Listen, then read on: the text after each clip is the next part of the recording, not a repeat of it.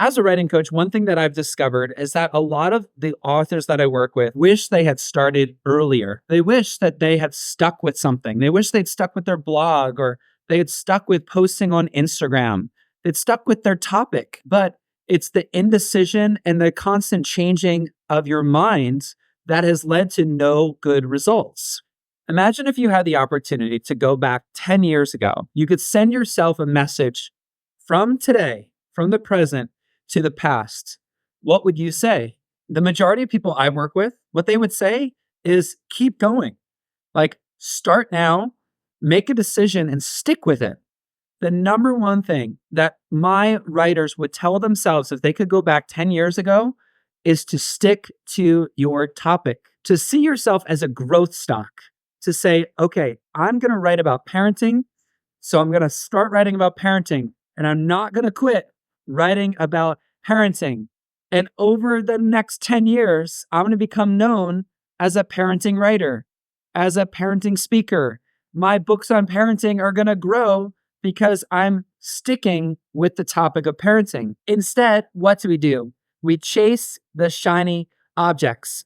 There's a new social media tool. There's a new phone that just came out. There's a new election. And we get so distracted on all of these things instead of just focusing on the topic right in front of us. So if you could go back 10 years in the past and give yourself advice, I think the advice would be this: stick with your first love.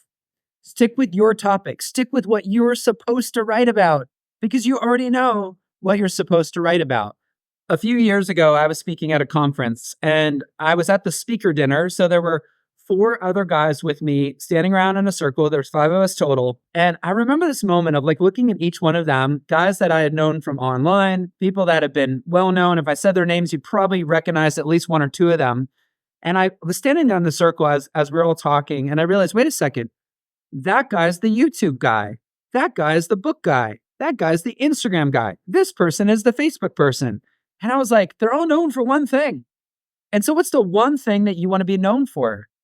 If you could go back 10 years back in the past and give yourself one message, I think the message to give yourself is stick with it. Stick with the one topic that you're going to write about. Get known for the one thing. Now, there's 2 great books on this. One of them's Essentialism by Greg McKeown, and he has this graphic in the book which shows your energy going in 12 different directions, and you don't get very far. But when you take that same energy and focus in one direction, you go so much further. And another book is called The One Thing by Gary Keller.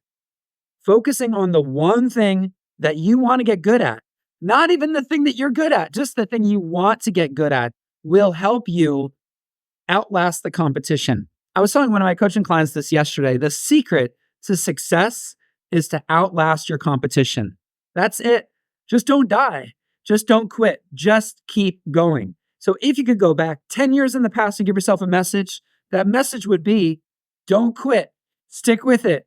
Keep going. Now, unfortunately, you can't go back to the past, but what you can do is you can look at yourself from the future, back from your future.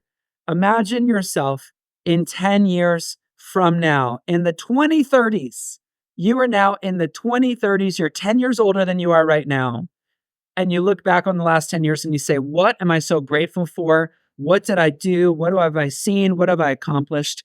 What if you said, I'm just sticking with it. I stuck with it. I was faithful to complete the work in front of me over the last 10 years. What I did is I just stayed with my topic.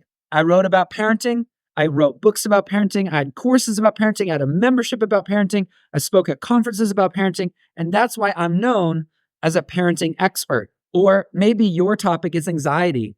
I leaned into anxiety. I made anxiety my topic. My Instagram's about anxiety. My blog's about anxiety. My books are about anxiety. I speak about anxiety. I'm known as an anxiety expert. The way to become well known, the way to make a difference is by sticking with a topic for a long time. So this is your window. This is your window to decide, this is what I'm going to be known for. Pick a topic and stick with it. It is your strategic advantage. You might not be famous. You might not know people, but what you can do is just keep going and don't quit.